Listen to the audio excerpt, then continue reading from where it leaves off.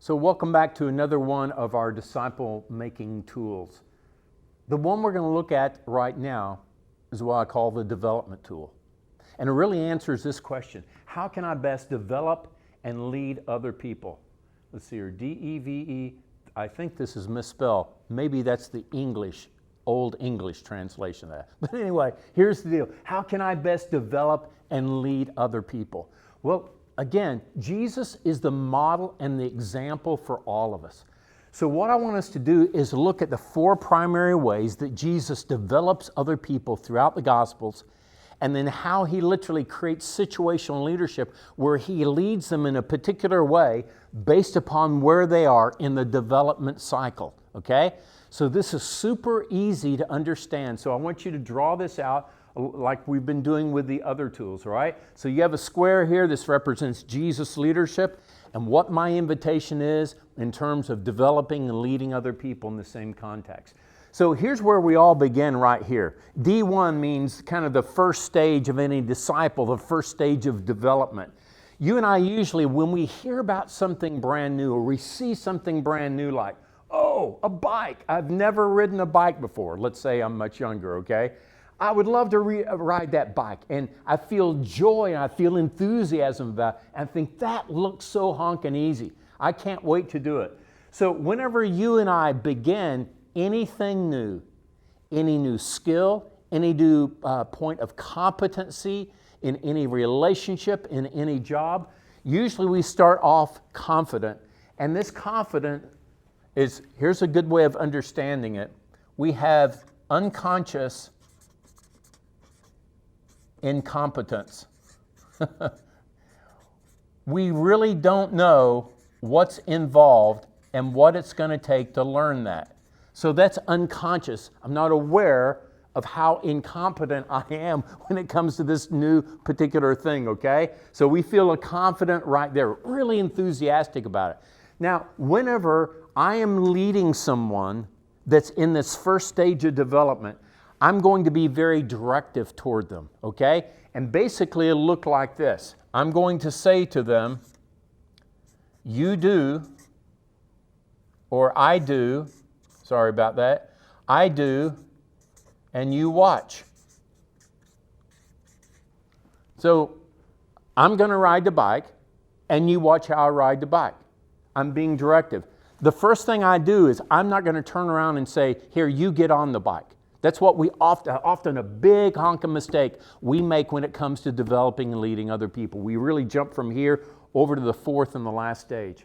But this is what happened when Jesus initially calls his disciples, come and follow him. They're like, oh, yeah, that looks pretty easy. I don't think there'll be any complications with that. I'm kind of a competent person in other things. I think I'll be fine. And they initially, we see in the Gospels, they have a lot of enthusiasm around that.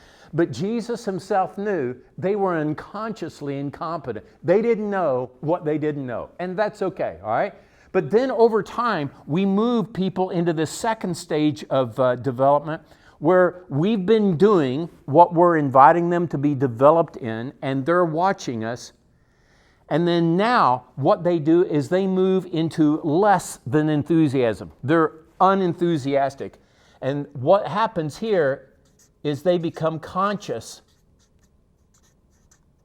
They have conscious incompetence. All of a sudden, they realize a part of what they don't know now, that they were ignorant of up here, okay? But again, we all have to start here in this stage. But in the second stage, all of a sudden I lose my enthusiasm, I lose my confidence, because I've got this now conscious incompetence that I'm feeling and I'm experiencing in the moment. So what's the best way for me to lead someone that is at this second stage of discipleship or development? It's this: I do,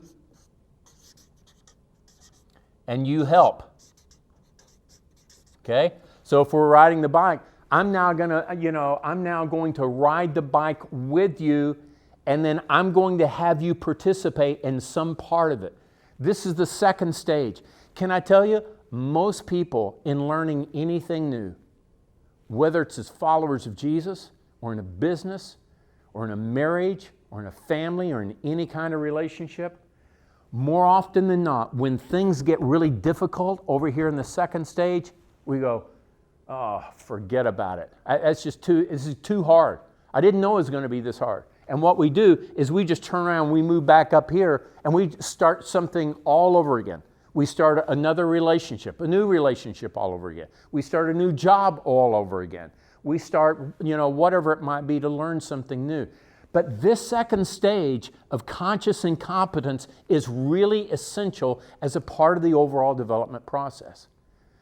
But here's a key if you're leading someone in the second stage of development. You've got to give people grace and you got to give people time. It's like they're feeling really wonderful about life right here, and all of a sudden down here they move into the proverbial pit, okay? And they just feel deep in the pit and they go, there's no way I can get out. There's no way I'm going to be able to do this or pull this off. That's when you need to give them extra time as a leader, and you kind of move from being directive to where you're coaching them, going, come on, you can do this. I remember the first time I did this. It was difficult and hard. I fell off my bike, 400 times or whatever it might have been. But you're going to be able to do this. And to coach them like that, but then you get them engaged in the activity themselves where you are walking alongside them in the very thing, all right? And then if you and I will stay here with people long enough, they'll then round the corner and they'll move over into this third stage of development that we would just call growing confidence. Growing confidence means that I now have conscious competence. I now have conscious competence.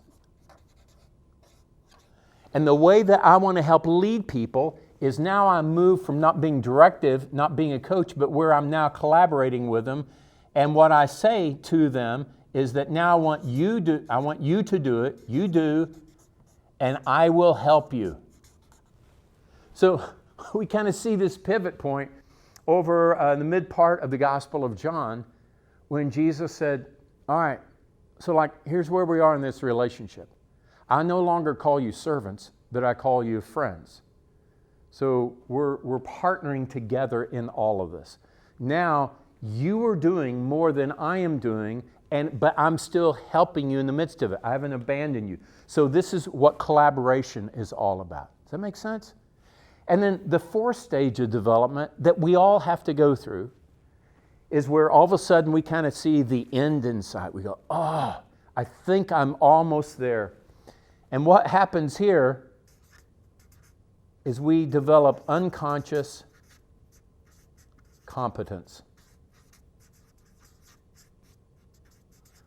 What we know and what we know how to do, we don't even have to think anymore about how to do it. In fact, sometimes we forget how good we've become at something, and we're not even sure how to tell anyone else about it because it's an unconscious competence, okay? So right here, as a leader with someone there, this is the stage where you begin to delegate to people, and basically you will say to them, you do, and I watch. You do and I watch. I'll kind of generally supervise from a distance. I've delegated this to you. It's yours, and yet I'm still involved with your life, okay? So all of us go through all four stages of these development, whether we're learning how to play the piano, learning what it means to follow Jesus, learning to read the Bible, learning how to share our faith, learning a new skill set and certification I need to go through at work to get even better. You can be dang guaranteed you're going to go through all four of these phases if you see it through to the end. If not, you'll get discouraged early in the process and want to start all over again with something else or someone else brand new. As a leader, learn what it means to not lead everyone the same way, but use situational leadership, just like Jesus did. Over here in the stage 4, what does Jesus end up doing? Matthew 28. He says, okay, that's it. So here's my commission for you. And then Jesus ascends into heaven there in Acts chapter 1, doesn't he? And we're now doing, and he watches over us, providing any resources we need along the way. You see that? This is so important if you want to learn to begin to lead like Jesus. In order to do that, you and I have to understand the different stages that we all go through, and the people we go through, work with, are going to go through in terms of their own development and how we can best lead them. So let me ask you, which one of these 4 stages are you best at doing? And which one of these stages do you like, oh my gosh, I don't think about that often. I need to begin to lean into that even more. And if so, I'll be even a more effective, compelling, meaningful leader for the other people in my life.